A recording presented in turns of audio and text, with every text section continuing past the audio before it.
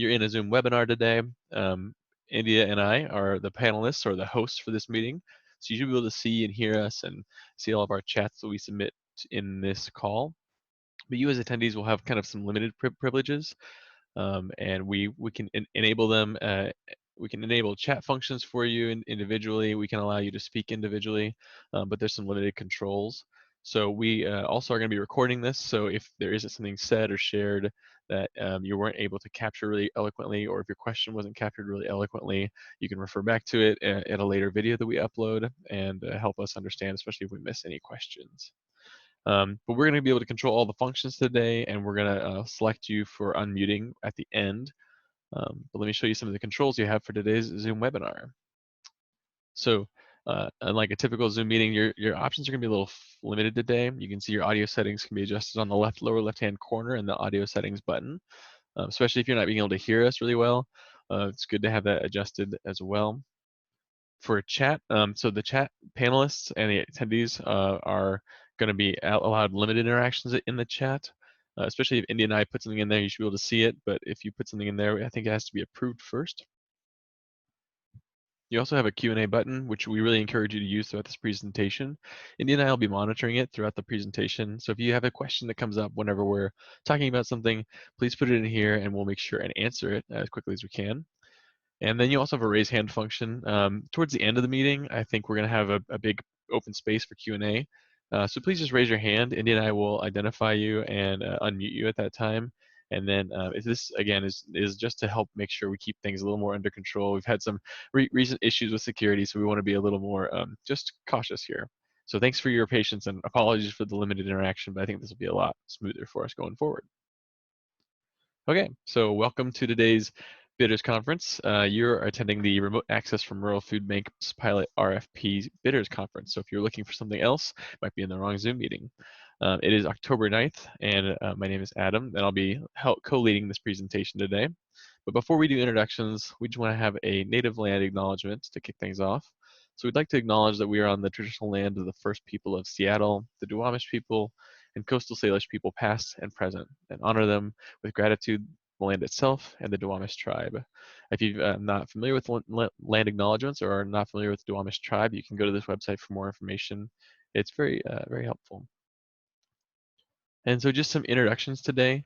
My name is Adam Schmid. I'm a community liaison with the Adult Services Division, and I'm supporting India on this RFP.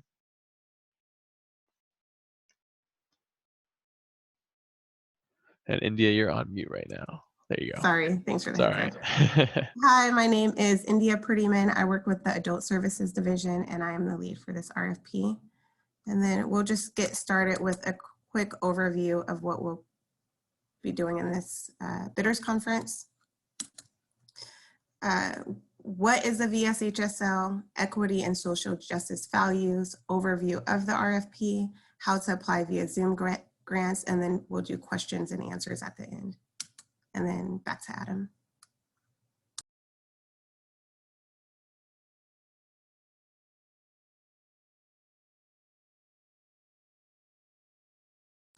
I think you might be on mute, Adam.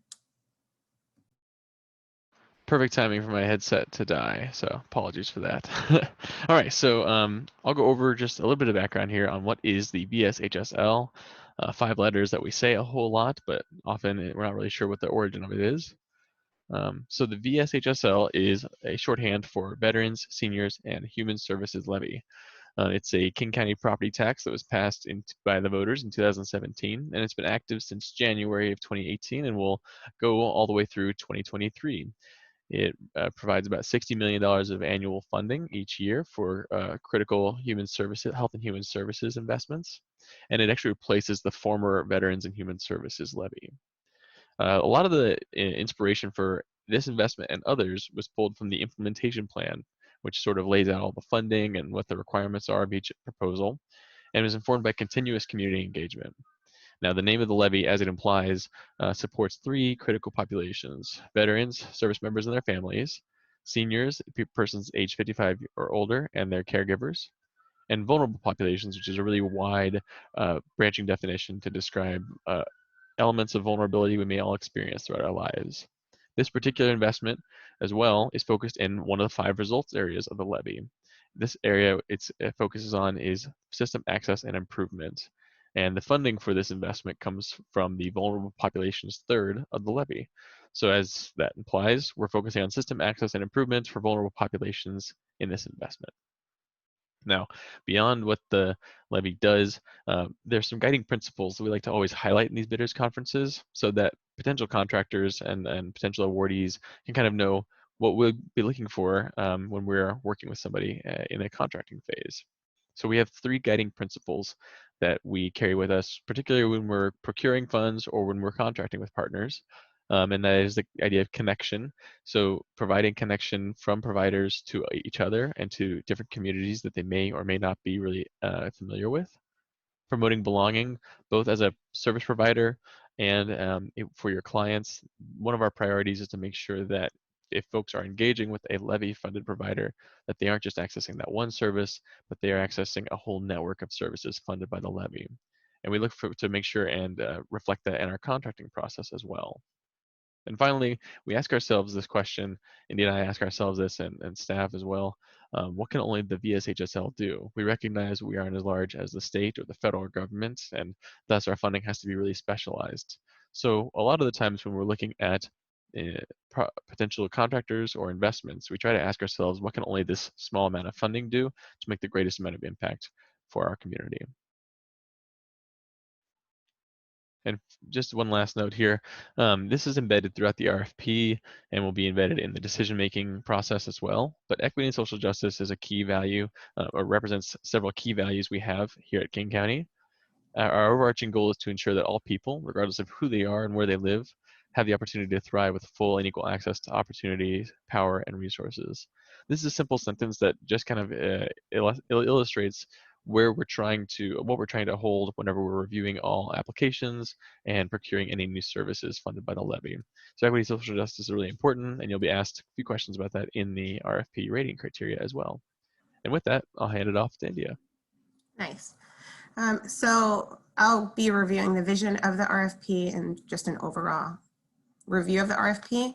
This RFP seeks to fund food banks in rural areas who will utilize technology to become a central point of access where individuals can receive access and information about available veterans, seniors, and other human services, connect food bank participants to King County service systems that may include, but are not exclusive of, the King County Veterans Program, VSHSL funded behavioral health crisis prevention programs, and or senior centers that are a part of the VSHSL Senior Hub.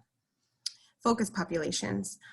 All eligible populations may be served through the strategy. Providers funded through the strategy will prioritize serving vulnerable populations who reside in rural communities. Outcomes: that individuals living in rural areas can gain knowledge and access to housing, financial, social, and health services through food banks. And then next slide, scope of work.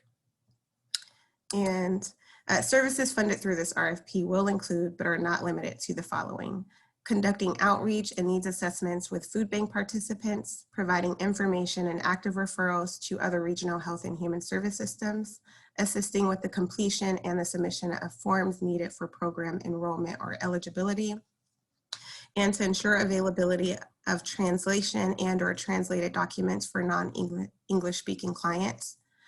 Programs funded under the strategy should put in place plans to ensure that the program is accessible for individuals with disabilities and for individuals for whom English is not their first or primary language, and to ensure that administration of services during, and to ensure the administration of services during the COVID-19 pandemic. Hey, India, I just wanted to flag, we got a question about the rural definition. I was curious if you wouldn't mind reading off the answer we got earlier. Do you have that in front of you? Yes, I do. All right, so yeah, so sorry to jump in. I was just gonna say, Rachel asked, how is rural being defined? And I think India has the answer for us. Okay, and then We have a written answer. So this RFP does not prescribe a definition of rural because doing so may lead to unnecessary confusion or mismatch between need and the program's eligibility. A range of definitions of rural and urban exist. Some focus on population density while others on geographic isolation, and yet others focus on other characteristics altogether. Many people in our county live in areas that may not be able to be clearly classified as either rural or urban under any given definition. And then we have a link which we'll provide to you all later. This link provides some information, provides some ways that applicants entities may use to define rural and to determine whether their food bank is rural food bank. Applicant entities are encouraged to define rural in their context and to provide information that would enable reviewers to understand their perspective. Clearly, some areas are outside the scope of rural. The city of Seattle, for example, is outside the scope. And then we can paste that for you all. Yeah, thank you, India. I just pasted that in the chat as well, or in the Q&A section. So I really appreciate you taking the time to read through that. All right, I'll set us off to the next slide. And then we're at eligible funding, available funding. So up to 3 programs will be funded with an estimated award of up to $500,000 each. The program period is January 2021 through December 2023. Eligible use of funds include, but are not limited to, employment and training of program staff, costs associated with materials and space to fulfill requirements under the scope of work. And then the first year funding will allow for a planning phase or a ramp up period, with funding picking up across the final 2 years. Please note that funding cannot be used to support the collection or distribution of food. Awesome. Did I skip a slide, or did you say that was good? That was the right one. I think that was the right one. Or did we do scope of work? Yep. Yes, I believe so. Okay, cool. Just want to make sure I didn't skip one. And then budget. Okay, and then all applicants are expected to estimate and develop a 12-month budget covering proposed goals, activities, and outcomes, and a ramp-up year in 2021. Who is eligible for funding? Nonprofit organizations, community-based organizations, tribes and tribal organizations, and public or government agencies with an established food bank or that operates an established ongoing food bank program. The food bank definition: an established ongoing food program operated by an agency or group where food is collected from retailers, grocery stores, restaurants, and or other partner agencies and distributed directly to families and or individuals experiencing food insecurity. For the purposes of this RFP, congregate meal programs and nutrition services fall outside the definition of a food bank. Nonprofit and community-based organizations are encouraged to apply. And then on the next slide, we have more eligibility requirements, which is to be an established food bank or operate an established food bank program, have a dedicated space where food bank clients can discreetly be assisted with services, currently serve vulnerable populations and or rural food bank participants, have extensive knowledge and or be willing and able to develop knowledge of available health and human services and resources, and be aware or be willing to learn about VSHSL funded programs and services. And then we'll just do a quick review of the RFP timeline. The RFP released on October 2nd. The bidders conference is being held today at this moment. The final day for small organizations to initiate requests for technical assistance is October 29th of 2020. The final day to submit questions is November 6th, 2020. All RFP responses are due November 13th, 2020. Responses reviewed and rated in December, along with the interview with qualified applicants, notifications of award decisions, and anticipated contract start dates. Awesome. And I just wanted to correct that, India, this is my fault. I left on December. So for the anticipated contract start date, I believe we're looking at January 1, 2021. So that's the only addition. I'll make that there, and I'll make sure and correct that in the follow-up.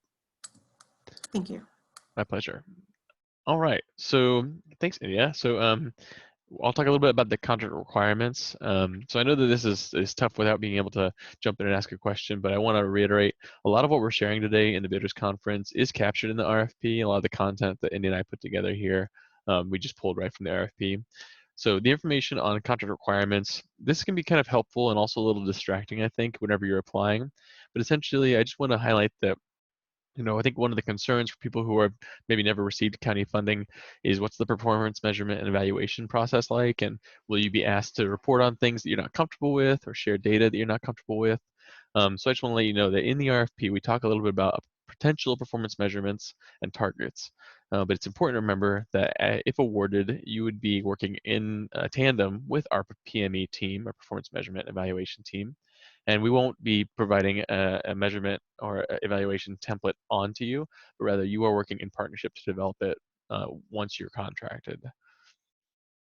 The other piece to just be aware of is some data collection and reporting requirements. So every year, awarded contractors will be required to submit annual narrative reports. This is a great chance to talk a little bit more about what's happened in the last year with your program, share a little bit about maybe some lessons learned or some new targets that you've reached, new communities that you've engaged with.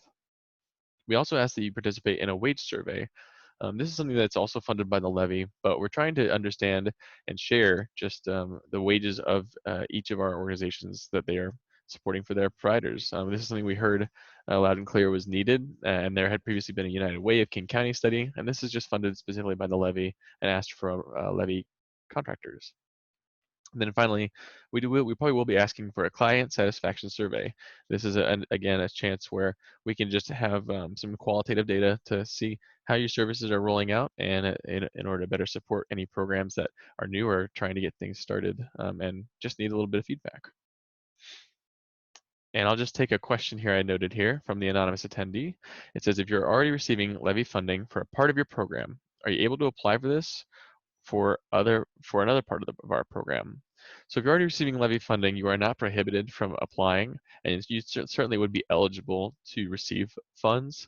I believe that the only thing that would disqualify you from receiving awards would be if you were trying to swap funding out. So if you had been already contracted for something, then you applied for this RFP and you tried to take the funding from here and apply it to your current contracted program, I think that would be the only issue. But certainly if this is going to help augment or support what you've already started, that's not a problem at all, and we would not prohibit you from receiving funds.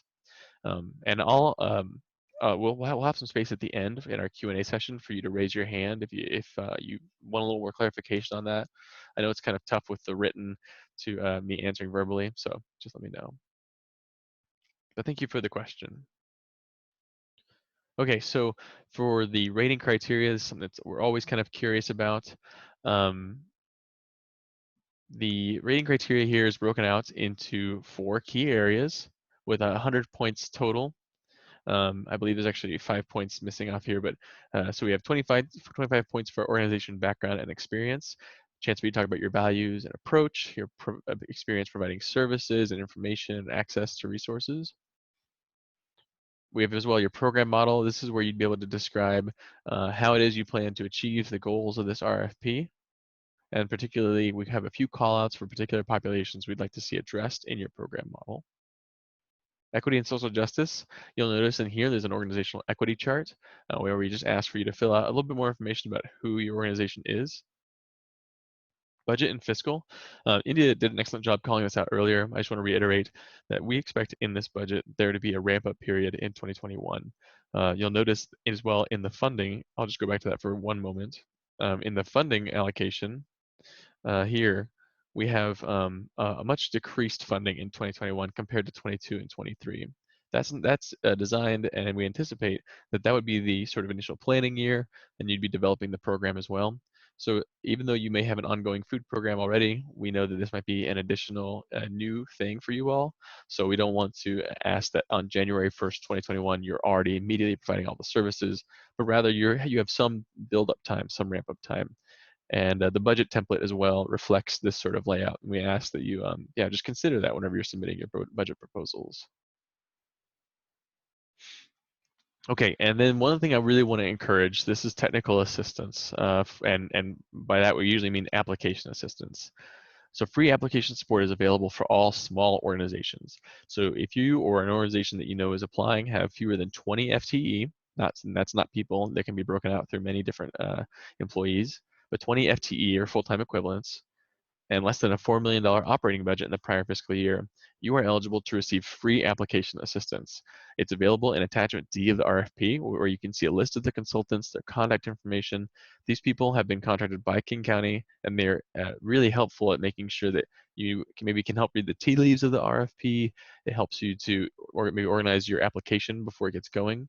But it's really, really important that you contact them early. So it's October 9th now, and the last day you can start talking to them is October 29th. They'll work with you throughout the life of the RFP, but if you haven't had that initial engagement, they'll work with you throughout the life of the RFP application process. But if you haven't started by the 29th, you won't be eligible to receive their support. Again, it's totally free to you. It's there. We've supported it, and we want to make sure it's utilized. So please, please use them for writing, supporting you in almost anything regarding application. Okay, and then as India noted as well, submit proposals by 11:59 p.m. on November 13th. Submitted proposals must include the following: responses to summary questions, responses to narrative questions, and an uploaded ramp-up and program budget noted in the ZOOMGRANTS tab itself. And again, all RFP materials, there's that RFQ again popping up, all RFP materials are posted on ZOOMGRANTS in the library tab. Be sure to check back regularly for updates. We'll upload every week an FAQ document if we get questions that week to the library tab. All applications must be filled out and submitted via ZOOMGRANTS. There are limitations on on how many characters you can use in a certain answer, so be careful and mindful of that. And the questions that you submitted today, both in writing or in the Q&A session at the end, will be recorded in an FAQ document and posted to ZOOMGRANTS. So if I spoke too quickly, or if I wasn't quite eloquent enough in the way I answered a question, we'll make sure and iron all that out in a formal document at the end. And before we go into the Q&A session, I just want to show off what it looks like to actually go through ZOOMGRANTS. So India, can you confirm, can you see my browser now?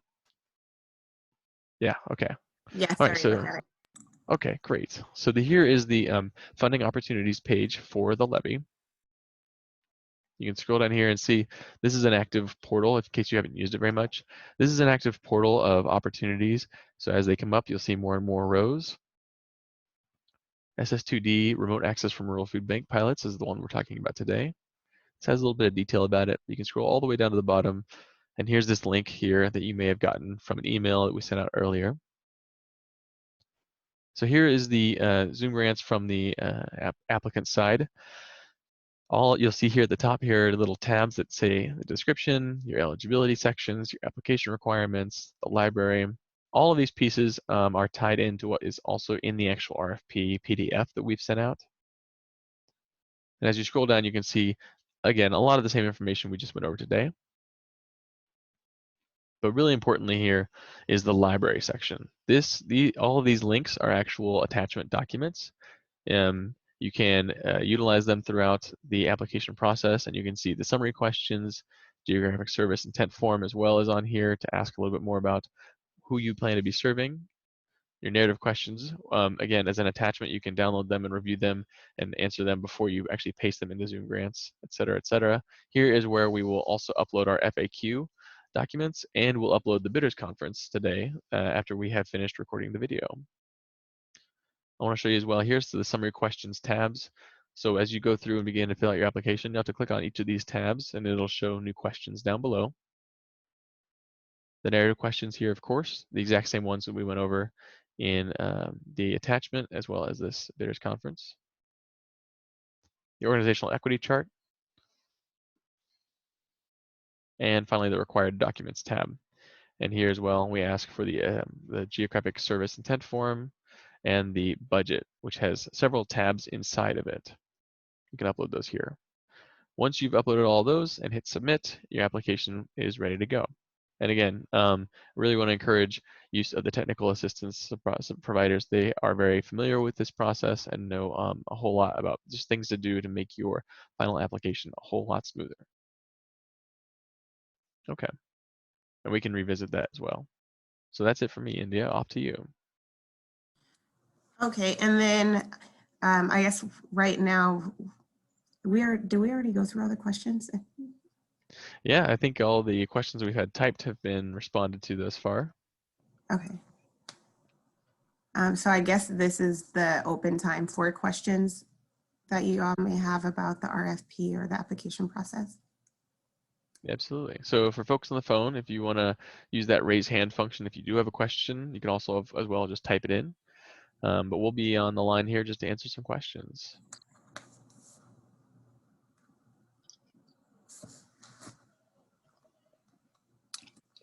All right. And it looks like And while I have it here, I'll just review. I'm actually going to go back and edit that PowerPoint so I can. There we go. All RFP materials. All right. Anyone want to raise their hand? Anyone want us to call on anybody? You can submit a question as well via the chat.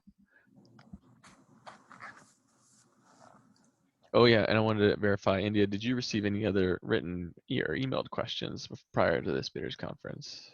No, I have not. Nice. Okay. So it sounds like we got that one that we got in, and then the 3 that have been asked during this bidders conference we'll need to make sure and type up and put into the FAQ document.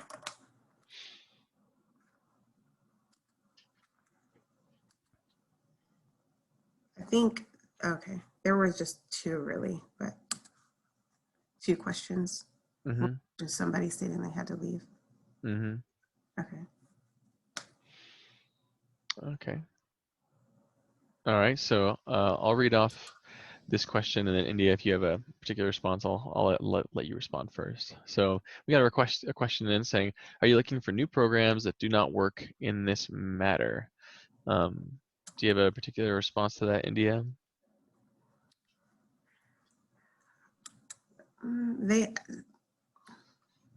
It can be a new program, I guess, as long as they fit all of the program eligibility.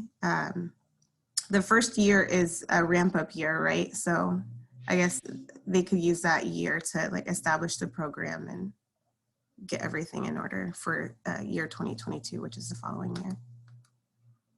Yeah, and I agree. I think it's hard for me to understand what all you meant by work in this matter, but certainly it looks like we're looking for established food bank programs, and what we're trying to do is support folks to growing a food bank that might really work hyper locally to do a few more things to provide those regional health and human services. And if your program, and then it's the follow-up responses if your program is already set up to work this way. Certainly, if your program is doing something similar to this, that would be eligible for funding. We don't need it to be somebody who's never done this before, but we do need to make sure that you meet these eligibility requirements here. And we'll make sure and type that more eloquently into an FAQ.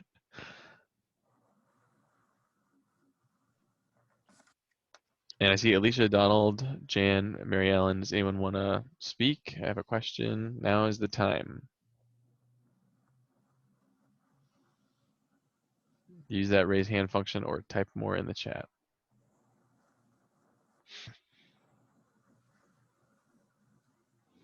I don't think the chat works, just the Q&A. Oh yeah, the Q&A. My apologies. Yeah. Okay.